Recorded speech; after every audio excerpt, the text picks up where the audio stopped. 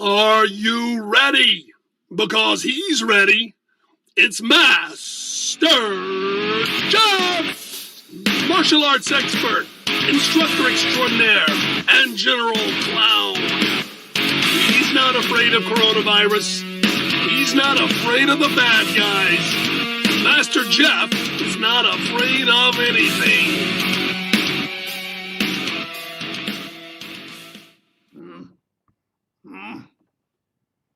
Where is he? He must not be ready because he ain't here. Oh, there he comes. Get out of here, man. Stop messing up my live stream. Jeez, that Bob. Hey guys, what's going on? I see there are three of you, Brianna and Edward Usino, and who else is here? We have a lurker, I see. I don't see anyone else. Four, we have two lurkers. Could be the Podrogs. They were lurking yesterday. Anyway, I think this will be a cool thing for you guys to watch, even though everyone that I'm aware is here is totally a senior belt. But it might be, you might see some good ideas for how to teach the basics and Pyoungan 1. And besides, this is going to be recorded and beginners will see it.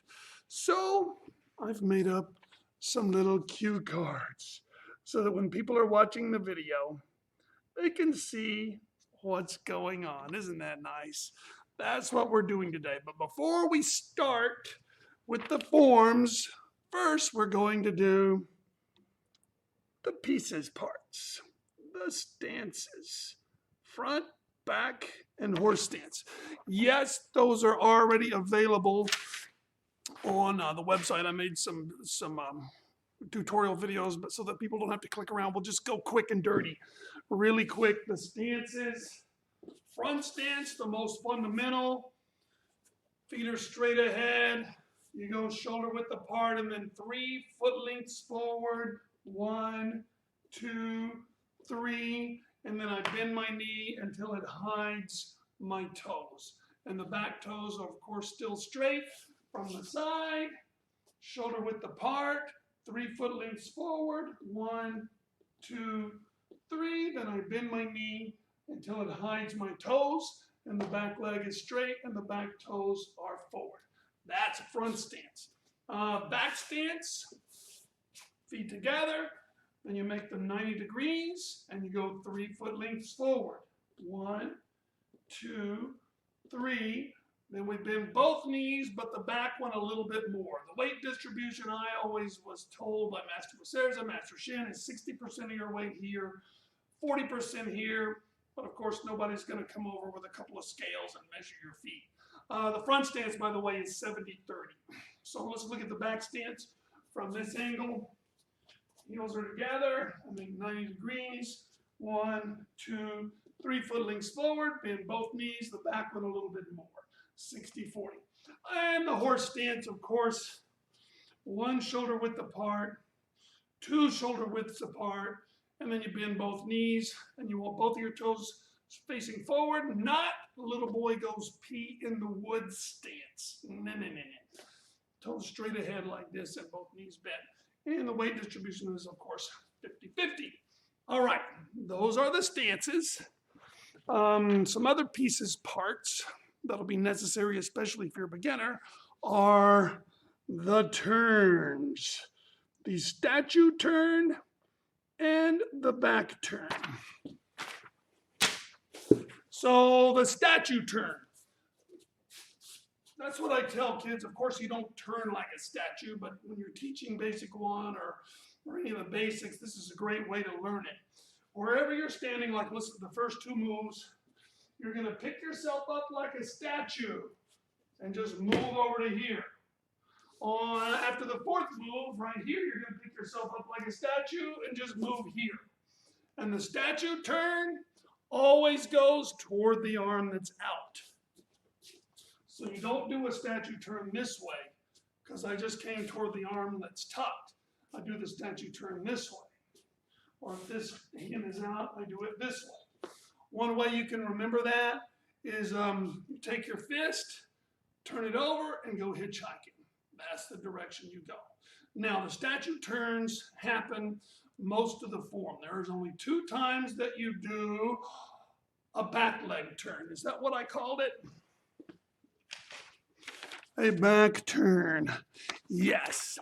So the back turn happens after you key up. So after you key up, height, no more hitchhiking, no more statue. Now we're going to move our back leg, and it always moves backwards. So one thing you can do is look at your back leg, and then keep your body turning the way you're looking, and there's your back leg, and of course you switch hands. So I tell kids, back leg and arm, switch hands when you turn, back leg turn and switch hands.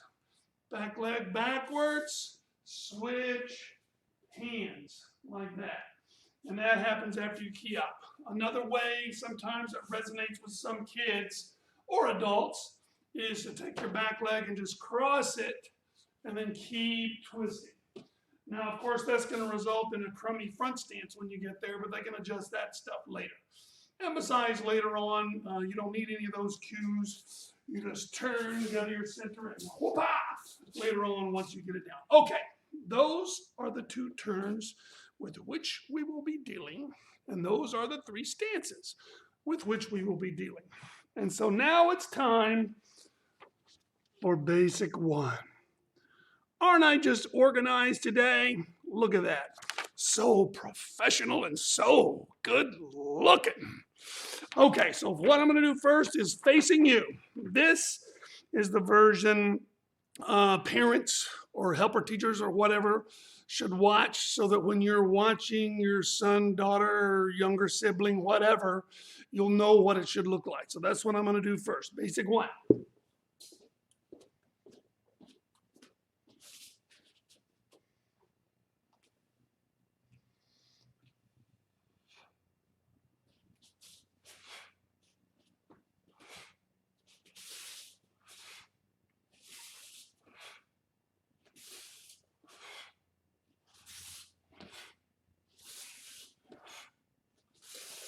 Height.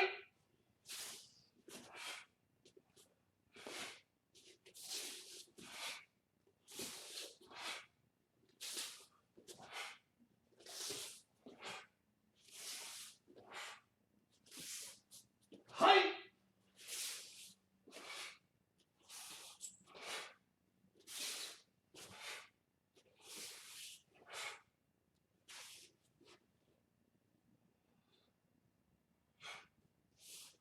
Okay, then what did I promise? I promised I would do it from the back. So I'm going to turn my back to you. This version of the form will be good for whoever is practicing or learning this, because as you're looking at the screen, I look like what you should look like I was standing in line in front of you. So here it is from the back.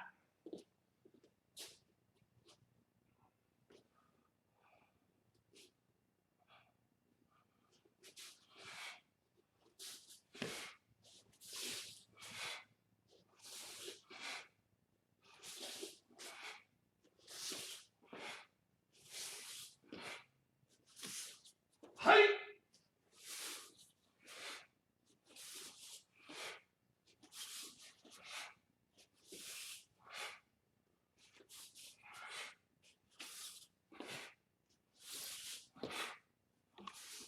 Height.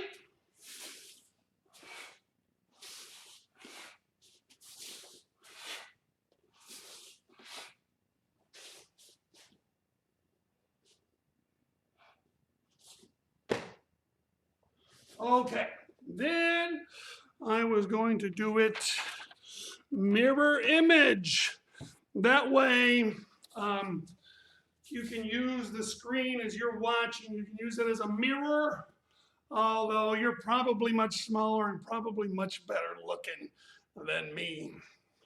So now you look at the screen, and I'm moving this way, so you're going to move that way. I'm using my right hand, but that's the way your left hand would look in a mirror, right? So this is mirror image. Nope, left leg.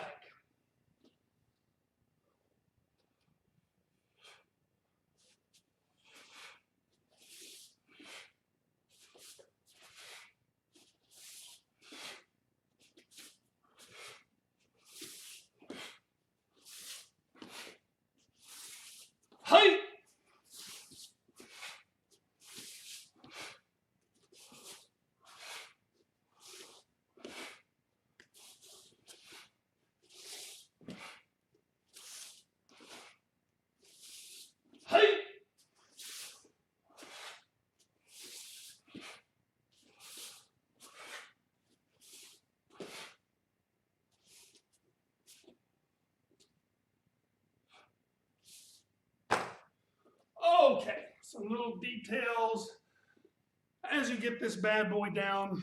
Anytime you're doing a punch or a spear hand, the attack is going toward the person. So you want to make sure your fist is right on the center line, like that. Right at my nose, right at my solar plexus, but it's right on this center line. Then well, that's because a lot of people, they punch straight ahead where their arm is at a right angle with their body. If you do that, then your target is going to be in between your punches. So you want to practice going right in the center line. Then on basic 1, your target is the solar plexus. And if you just dig your hands in, find your ribs, walk up to where they meet, go 3 finger widths down, there's your solar plexus. Or you can just poke around until you go, ooh, that hurts. That's where you're punching. So if you notice, look where my arm is, look where my solar plexus is. So my fist should end up at the level of my solar plexus, right? So it's not a level punch, it's a downhill punch. So it's even with my solar plexus. So the punches in basic 1 should look like that. See how it's in the middle? Not a right angle, but in the middle. Also look at the level. Here's my solar plexus. That's where my fist lands, right? Another point as you get more advanced with this form is to look before you move, because you might be standing here ready to do this pretend combat with basic 1. You go to down block and there's an African elephant charging you. Ladies and gentlemen, a down block does not work against an African elephant. So we want to look first. So we look, African elephant, we run. But if we look and somebody's giving us a tummy attack, then we down block, right? We down block, we turn, we look, down block punch. We look and down block. Even when we turn, height, with a backwards turn, we turn, we look, we down block. So those are just some pointers for as you get more advanced with basic 1. See ya, basic 1. Guess what's next? Anyone? Anyone? Bueller? You guessed it. Basic 2. Facing you from the back and a mirror image. I really think these will help later on when you guys watch the recordings, because you can just take your little bar, you know, and then you'll see the big white basic 2, basic 1, whatever. That's what we call thinking. Okay. Basic 2, first, normally, this is what the parents or helper teacher or older sibling or whatever would see your student, your child, younger sibling, whatever, doing. They should look like me, except again, probably smaller and better looking. All right, so here's basic 2.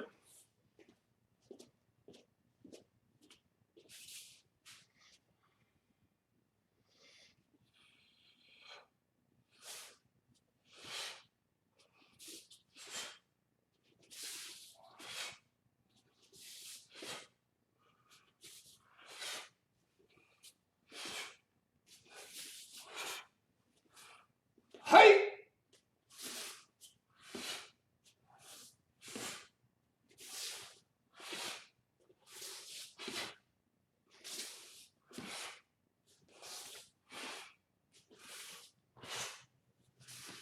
Hey!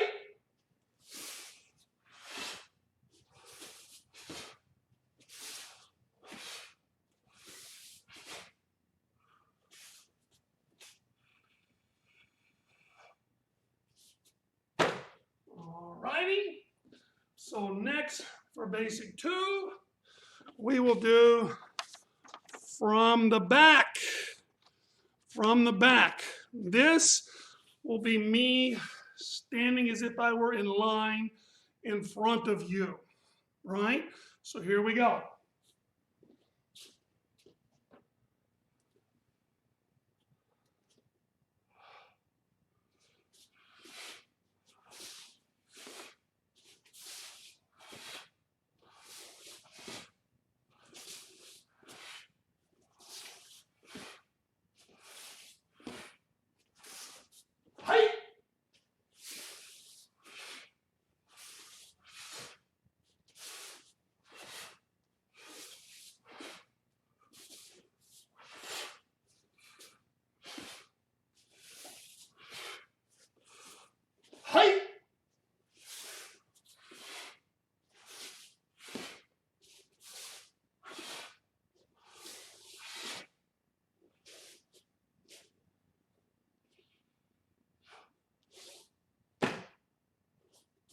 All right. And finally, basic 2, mirror image. Basic 2, mirror image. Again, this would be like you were looking in a mirror, except again, you're probably smaller and better looking, much cuter than me. But we'll be doing this, going in the same direction. So when I start this way, I'm using my right, but that will look like you're right in a mirror if you use your left. So your left would look like my right in the mirror, right? So this is mirror image, basic 2.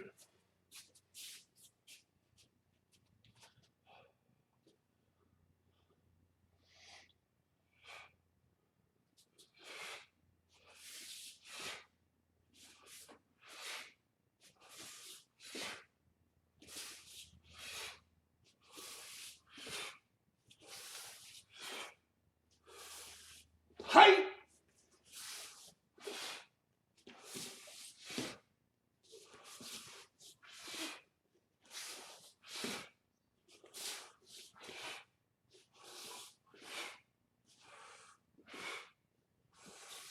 Height.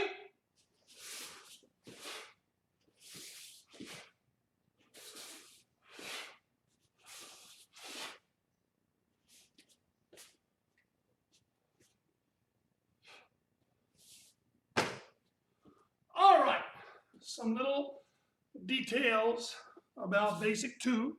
You already know about punching, attacking on the center line, right? Well, in basic 1, you attack on the center line at the solar plexus. In basic 2, you do a high punch, which is right under the nose, just like that. So center line, high punch, right there. You guys will see me in class sometime with a white or yellow belt, and I'm showing them this. Here's the way you do basic 1. That's not a solar plexus punch, that's a belly button punch. And here's the way you do basic 2. That's not a nose punch. That is punching the aforementioned African elephant right in the... Oh, excuse me, sorry, must have COVID-19. But you get the idea. The reason I do that, of course, is just to exaggerate and make the point that basic 1, you punch lower than basic 2. And for a little kid, they get that. To a little kid, the difference in this and this is much too subtle for them to grasp a lot of times. It looks about the same to them. So you show them this and this. That they can see. Another thing about basic 2, we're doing high blocks. And as you guys, you advanced people have heard me explain a million times, you do not do the hamster wheel high block. And I don't say that as a disparaging thing against hamsters. I love hamsters, okay? And I think hamster wheels are fun, even though you're not getting anywhere, bro. Hamster wheel like this just uses your forearm against whatever's coming down on it. And probably if somebody's bringing something down on your head, they're pretty convinced they're gonna crush your skull. And so this forearm flopping around on an elbow, coming up like this, is gonna have very little odds of actually defending it. Howsoever, the power of whatever's striking is coming down. So if on its way down, you hit it sideways, there's no inertia or gravity helping the side-to-side motion. So as it's coming down, you're knocking it to the side. You're letting whatever that attacking weapon is, you're letting it finish its trajectory over there. So we don't chamber here, we chamber over here. You can even twist your body sideways. And then you twist around, like think the face of a clock. Rather than a hamster wheel circle, think the face of a clock circle, the hand of a clock. This way. Then your arm, this arm should be just about vertical. So if I straighten my elbow, it would look like this, right? Then I bend my elbow, and that's where it belongs. Notice how this ear is covered, my whole head is covered. A lot of times that's uncomfortable or awkward for people. They'll do their high blocks like this, which of course doesn't do a lot of good because you're leaving your head open. But Master Jeff, you're on the way in a circle anyway, so you're going to end up crossing that point. Yes, you will. That is true. However, the reason you freeze at that point in the form is to make sure you actually pass that point. If you're in real runtime, combat, whatever, you would come up and keep going and guide whatever it was hitting you on the head away from you. However, if you train yourself to high block like this, well, then that keep going path might be right here. And as you can see, it never protected my head. I got up to here, but I never crossed here. So we make sure we pass this point, and then in real life, we would keep going. So that's a little bit about the high block and some details on Basic 2. All right. Thank you, Basic 2. See you later. Anyone want to guess what's next? Anyone? Anyone? Bueller? Bueller? You guessed it. Basic 3. And first I will do facing you. This, again, is what parents / older siblings / helper teachers, this is what your student, the person you're helping, would look like. So I'm just basically performing it. And before I start, let me make sure.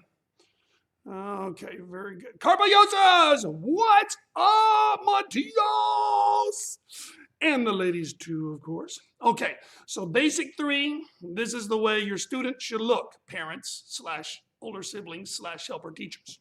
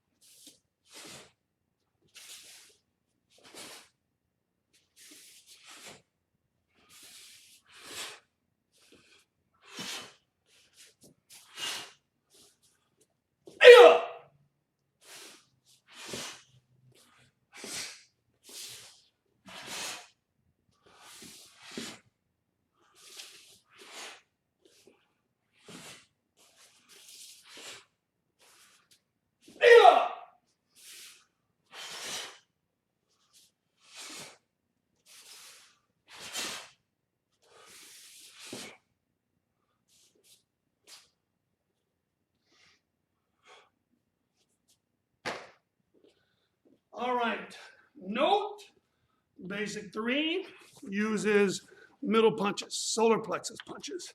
And now we will do from the back. That means now I'm going to look as if I were standing in line in front of you. Do not tape anything to my back while I'm doing this.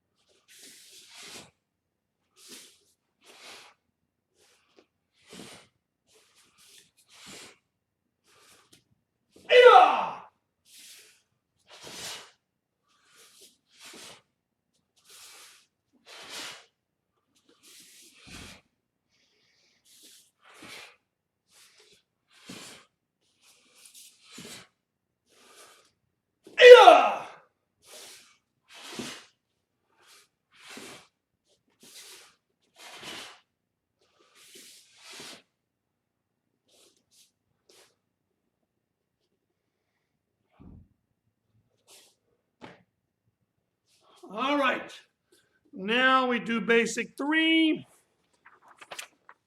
mirror image. Again, you're going to use me as your reflection in a mirror, so your left in a mirror would appear to be my right. So I'm going to do it as if I were your reflection in a mirror.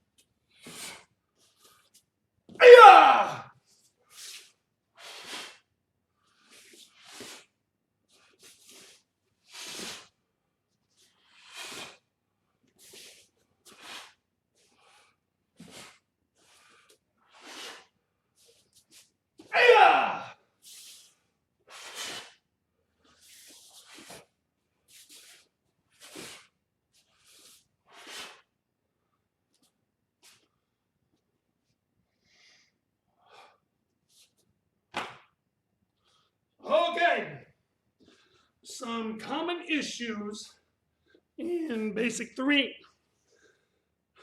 The main one is, of course, that new outside block. And you, if you're like purple belt or above, you're probably like, what's the deal? You just do an outside block. You have to remember back to when you were a white belt or yellow belt and you first started learning basic 3. It's harder than it looks when you're just learning it because there's a lot of details. So one detail is the angle of your arm. It should be 90 degrees, like the corner of a board pointing down. I don't have a board handy, but I do have some sheetrock. So here's my piece of sheetrock. 90 degrees, like that. And notice it's pointing straight down. This is 45, and that's 45. 90 degrees straight down. Why, Master Jeff? Good question. If you have this arm straight up, you're actually going to block more area. Here to here covers more than here to here, right? More area, less area. And if you really didn't want whatever's hitting you to get anywhere close to you, you could block like this, and then you would hit whatever's attacking you way back there instead of here. So what that 90 degrees does is splits the difference. I've got as much block coverage area as possible while being as far away from me as possible. You split that difference 90 degrees. Essentially, your knuckles should be even with your shoulder. Number 2, the route your arm travels to get to the outside block. Most people are concerned with this hand, so they just reach here and they get into the position. But they don't know whether it's this or this or that or this or what. In fact, it's a circle, right? It's like your fist is tracing underneath a tabletop. So if this arm is on the outside, it crushes that circle. I can't make my circle. Look, I can't make that tabletop. It's more flipping out toward you, which we don't want. We want it coming toward the side. So you put your block hand underneath the other arm, and then you pull around the outside. Let me get a knife.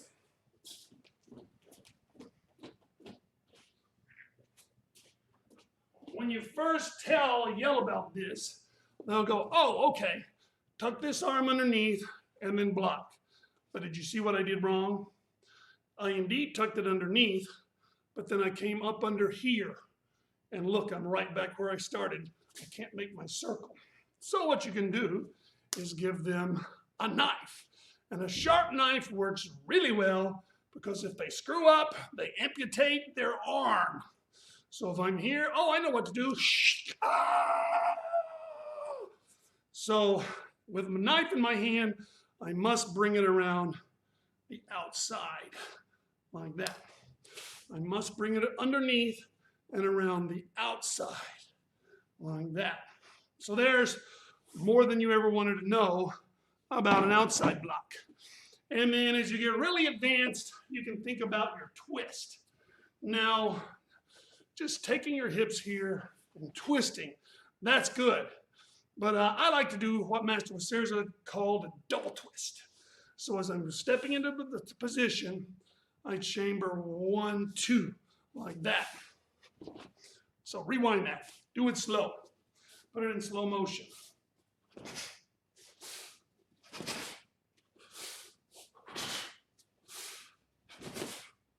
Try to do it in slow motion.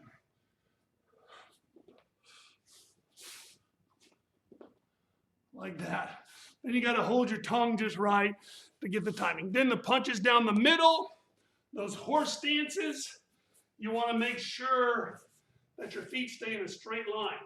After all the front stances in basic 1 and 2, you kind of get accustomed to this kind of a motion down the middle. It's not that anymore.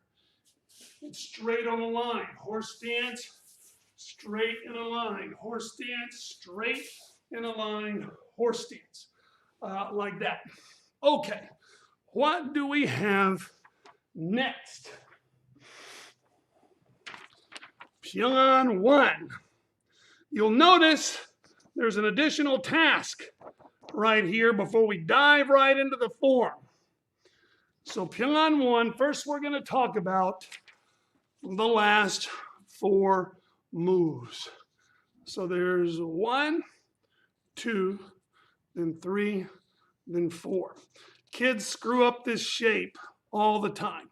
It's just, it's an abstract concept unless you show them a drawing like that. So now that you've absorbed that shape, let's look at the last 4 moves. In the form, we will have punched. We're going to turn for an open hand down block. Boom, straight ahead. Now we're going to head not straight ahead. We're going to head toward the corner of the room. Like that. Now we're going to head straight for a wall again. Right there. Now we're going to head for a corner again. Like that. And you see kids do all kinds of stuff. One of the things they do is they think that all 4 angles are different. They're not. Number 1 and number 3 are just like basic 1, 2, and 3. Straight 90 degrees to the form. From the perspective of where you started, straight 90 degrees for number 1 and 3. It's numbers 2 and 4 that are 45 degrees. So take a look at the shape of again. These 2 moves, number 1 and 3, they head toward the wall of the room. Numbers 2 and 4, they head toward the corner of the room. Is that making sense? I hope so. You can pause this video right here with this image, maybe tape it on your floor. So let's look again. Here I am. Hi! I'm going to go toward the wall. Now I'm going to go toward the corner. Now I'm going to go toward the wall. Now I'm going to go toward the corner. So those last 4 moves, a lot of times, are deal breakers for people going from orange to green. So internalize that, practice it, and hopefully you senior belts maybe picked up some ways to convey this information. Okay, so first, the demo version of Pyoungan 1. Again, parents, older siblings, helper teachers, whatever. I'm doing it like your student / child / younger sibling, like they should look. This is what they should look like.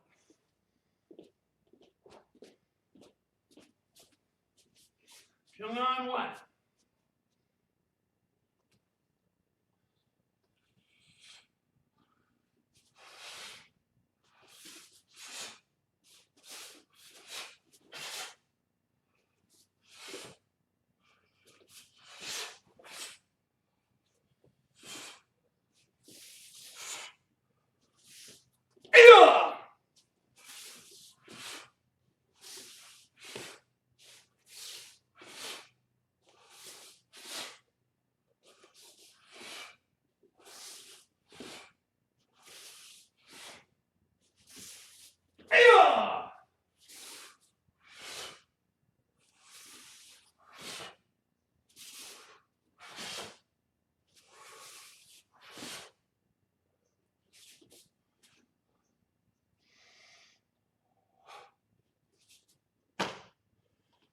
Okay, and then what is next on my little agenda?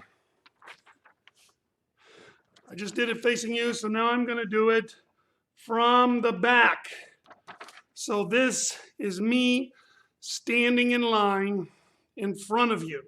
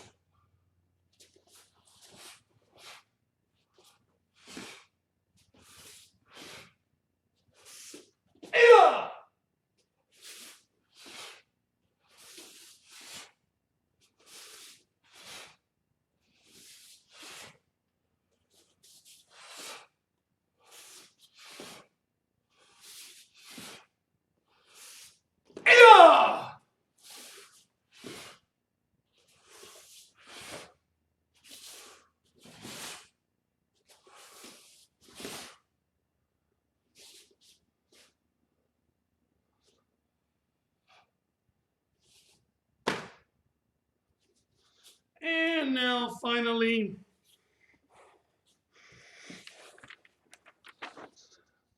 mirror image. Mirror image. So again, this is me pretending to be your reflection in the mirror. So your left hand will appear to be my right, etc.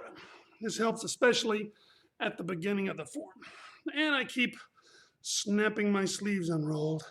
I need to hem these bad boys. See the little hem? They don't keep the roll in place like my white uniform.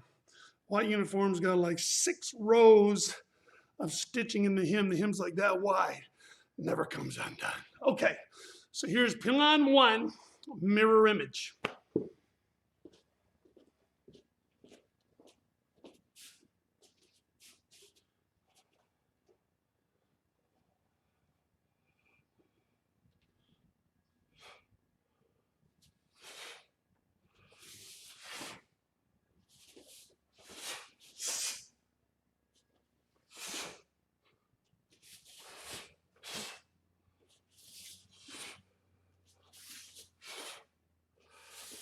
Yeah!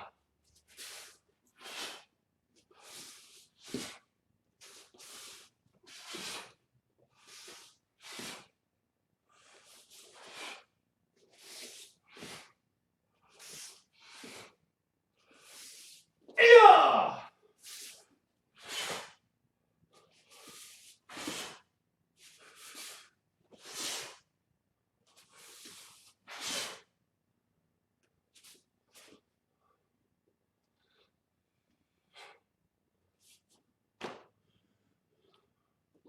Okay, some details about Pyoungan 1.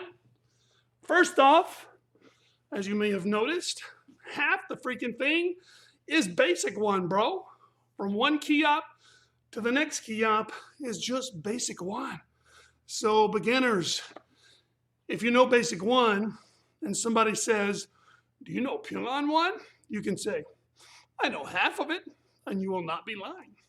Because if you can do down block punch, down block punch, down block punch, punch, key up, then that's half of Pyoungan 1 right there, or nearly half. So that's one thing. Just remember, key up to key up is basic 1.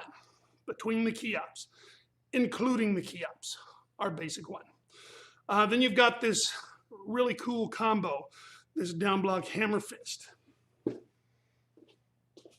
So on this thing, you're throwing a down block. First of all, about any combination, if you're going to invest in doing 2 techniques, and it is an investment because it takes twice the mental power, twice the concentration, twice the aim. You're aiming the first technique, you're aiming the second one, and it costs you time. If you're going to invest in those 2 moves, make sure you make them both count. Most people focus on getting done, getting to the second move. So you see a lot of new orange belts doing this action. Here's their down block. This crazy looking thing that didn't twist my hips or anything. So the first priority, complete it. Seat it and complete it. Seat it meaning whoo, you set it in concrete for a split second so you get your hips all the way through. Belly button straight forward, shoulder width apart. Complete it. I like to even give a tiny pause. Then we're going to twist our hips twice. Once to get my arm going this way, and once to get my arm going that way. Only, instead of bringing it this way and back straight across, we're going to bring it this way and then back over the top. So you down block, complete it, twist to get it going, twist to pop it into place. And there's all kind of different ideas on the target, collarbone, nose, forehead, throat, whatever. There's also a lot of debate about whether it should be in horizontal or with elbow bent. Either one of those is going to pass your test. I'm not going to complain about either one of them. I've seen so many versions of it that I can't determine what's supposed to be technically correct. And combat-wise, they'll both work, so don't worry. Now, the other combo is this one. Same thing applies. Seat it and complete it. Then pop your hips outside block. Seated, completed, outside block. Seated, completed, outside block. Just like that. Whoa, my timing is very good. We don't have any new pictures, guys.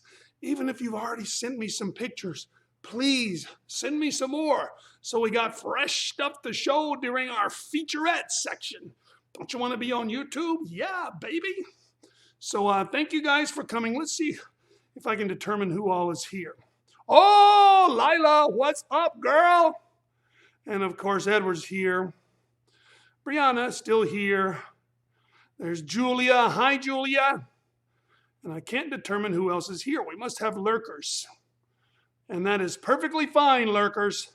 Oh, wait a minute. Vivian Dano, are you still here, Vivian? Good to see you, G. See, now that is some black belt tinkings, as Master Shin used to say.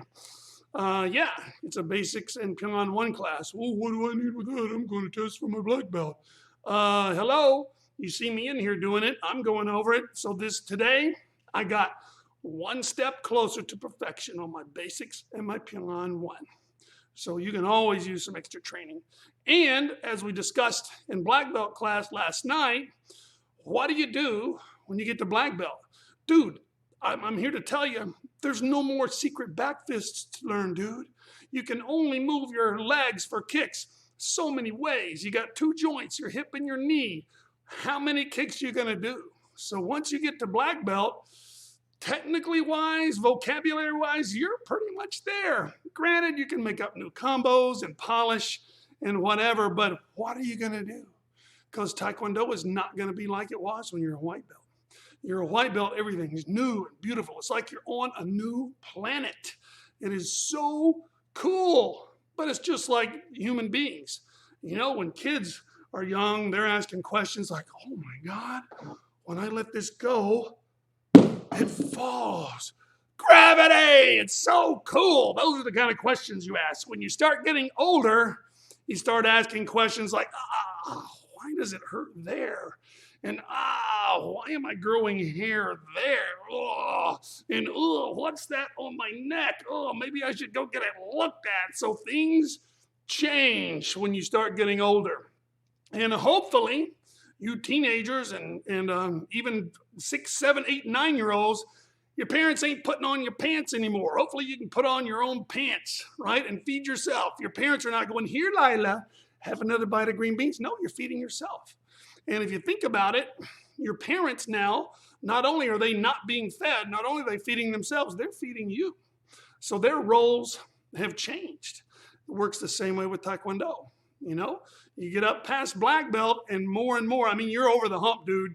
You're over the hump with the secret new back fists. And you're going to the other side of spreading your knowledge. And that is the way you gain knowledge, is by spreading it. I'm spreading knowledge this morning, and I love it. I love that there are people here listening and learning. But you know what? I can't help but to have gotten better myself. And so that's the way you improve. So Vivian, good for you for showing up, even though it's a white/green belt, white to green belt class. And that goes for all the rest of them. In fact, I don't see any white, yellow, or orange belts here. I see everybody's like high belts, and yet you're here, and you're watching, and you're learning. Awesome. Very good. All right, guys, I hope you have enjoyed Basics and Pyoungan 1 class. And now it's time to say goodbye to Bree and all her friends. MASTERYEFOO.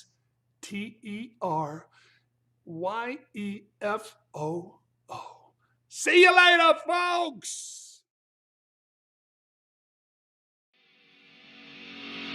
This has been a South Miami Taekwondo live stream with Master Jeff. Avoid practicing the techniques you learn in live stream with Master Jeff while drunk, stoned, sloshed, tipsy, buzzed, blotto, slammed, plowed, jolly, play-eyed, hammered, wasted, inebriated, or otherwise intoxicated. Watching live stream with Master Jeff, you acknowledge the possibility of and waive all liability for hematoma, laceration, occipital fracture, broken nose, acute mandibular dislocation, strained or sprained wrist, hyperextended elbow, broken ribs, bruising, or bleeding, tears, sprains, fractures, dislocated shoulder, or concussion. All rights reserved. Unauthorized presentation and publication strictly prohibited.